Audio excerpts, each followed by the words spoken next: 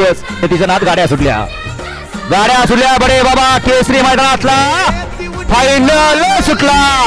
एक बाद झाला आणि इकडं लढत चालू आहे. कोण करणार आजच्या या मैदानातला एक नंबरचा मानकरी झाला.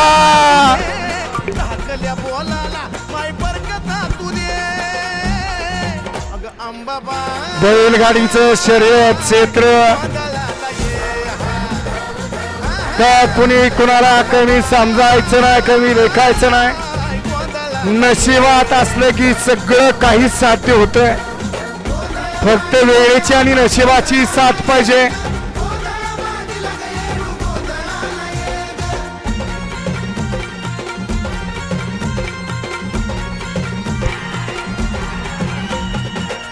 या फाटेचं वैशिष्ट्य आणि